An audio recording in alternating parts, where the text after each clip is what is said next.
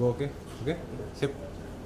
Chris, mungkin mengomentari atau melihat dari 4 babak yang sudah dijalani, gimana melihat pantauan sendiri terhadap permainan atlet kita? Iya, dari ini babak keempat masih belum selesai ya. Tapi tadi dari 3 babak kan yang mimpin tuh dengan 2,5 poin ada 3 orang, di mana 2 dari 3 itu catur kita gitu. Itu kan si Novendra Priasmoro, Grandmaster, International Master Aditya Bagus Arvan, sama unggulan pertama ya, Temur Wibokarov dari Australia. Nah itu start yang bagus gitu. Start yang bagus buat pecatur Indonesia. Di sini Novendra Grandmaster ya, jadi wajar gitu ya. Yang sedikit agak surprise gitu, Adit gitu. Adit ternyata bisa, dia 2 kali menang, sekali remis. Remisnya itu dengan bulan pertama Temur nih, si Temur Wibokarov. Jadi dengan dia ikut mimpin, dia menjadi harapan gitu, karena dia startnya bagus gitu. Memang kadang-kadang dalam turnamen seperti ini ya, siapa yang startnya bagus tuh, kalau dia terus bisa stabil di berikut-berikutnya, peluangnya sangat besar gitu untuk meraih norma, gelar Grandmaster, maupun peluang juara juga jadi terbuka gitu. Nah itu kemudian babak keempat dia ketemu Susanto barusan, dan remis pendek lah, nggak terlalu panjang tarungnya. Ini kayak strategi gitu ya, strategi dia untuk remis lawan Grandmaster. Saya kira itu juga sudah suatu kemenangan buat dia gitu. Karena dia bisa minimal narik rating lawan gitu. Nah ini sejauh ini jadi hasilnya bagus gitu, bagus, peluangnya terbuka untuk peluang juara maupun peluang meraih norma Grandmaster gitu. Bagi Adit, kalau dia bisa meraih norma Grandmaster, itu norma Grandmaster pertama dia gitu. Kalau dilihat kan Adit ini kan termasuk atlet muda lah ya, yang masih ada 7 babak lagi atau 6 babak yang dia harus dihadapin, dan lawannya itu senior, banyak kan senior. Apa yang harus strategi yang harus Adit ambil? Iya, kebetulan tadi saya juga udah ngobrol. Memang setelah kita perhatikan yang 3 babak pertama ini, Jintore misalnya kan kalah 2 kali. Itu kalahnya memang dalam posisi yang sifatnya kompleks gitu ya. Banyak langkah-langkah taktik gitu. Nah ini memang kelemahan dari pecatur yang udah berumur, itu adalah keakurasian hitungannya gitu, kalkulasinya. Nah itu yang dimanfaatkan gitu. Kalau itu bisa dimanfaatkan,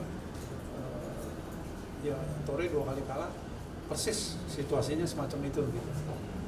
Nah demikian juga dengan Dao Tianhai. Kalau Dao Tianhai kan usianya 47 kalau dibilang ya, jadi masih belum terlalu tua sebetulnya. Cuma dia udah lama nggak main, dia udah profesinya jadi pelatih, lama nggak main. Nah lama nggak main ini juga biasanya akurasinya hitungannya tuh menurun gitu. Menurunnya bisa cukup jauh gitu. Jadi dia mainnya berani misalnya, tetap liar, tapi pada momen tertentu ada 1-2 langkah yang dia selip gitu, yang hitungannya meleset. Nah itu biasanya catur muda lebih akurasinya lebih tinggi gitu. Itu yang kita berharap bisa mengharapkan Adit bisa manfaatkan situasi ini gitu. Kalau dari sisi mental sendiri Adit bisa? Iya, ini dia juga termasuk yang saya kira mentalnya bagus. Dia kalau kalah bisa cepat pulih, terus motivasi untuk menangnya tinggi gitu ya. Karena ada sebagian atlet kita nih yang kayak nggak berani gitu, lawan orang tertentu nggak berani, jadi maunya remis secepat mungkin gitu. Nah kalau kita remis ya mau juara, mau dapat gelar ya berat banget, nggak bisa lah udah dibilang seperti itu gitu. Nah itu sangat disayangkan gitu, yang terutama yang masih muda-muda ya, umur 20-an, umur saya itu masih sangat muda, masih panjang masa depan mereka gitu. Itu semangat untuk tandingnya, mental tanding itu harus tinggi gitu, mau cari kesempatan menang terus gitu. Apalagi ini udah lawan-lawannya lebih jelas, hitungannya lebih jelas, tinggal tanding berusaha menang gitu.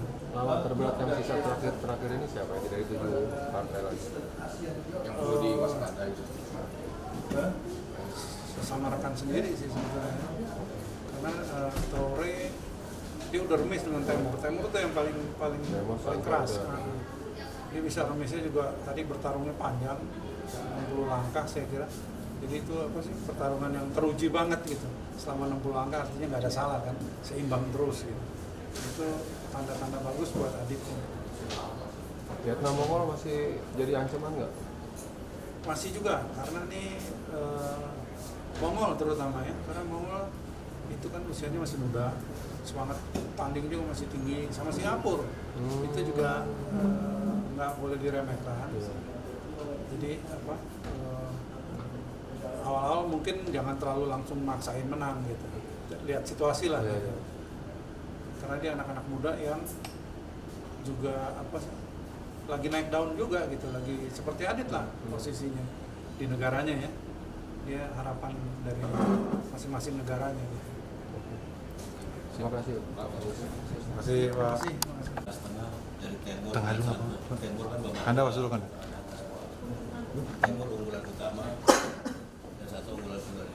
Komentarnya di sana.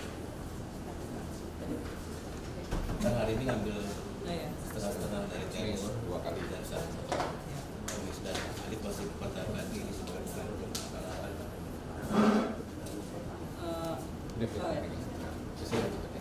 Menurut saya untuk hari ini, tadi saya di pagi hari remis dengan Temur Bakarov. Dia salah satu Grandmaster dan dia unggulan pertama. Dia berasal dari Australia dan saat ini sedang memimpin klasmen bersama dengan saya di WSOP.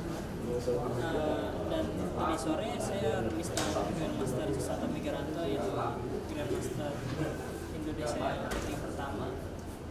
Remis opening round Lopez dan jalur utama teori.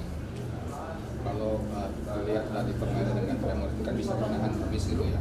Apa sih yang kamu terapkan strateginya ketika melawan Tremor itu? Strategi saya saat bermain dengan Temur Bakarov,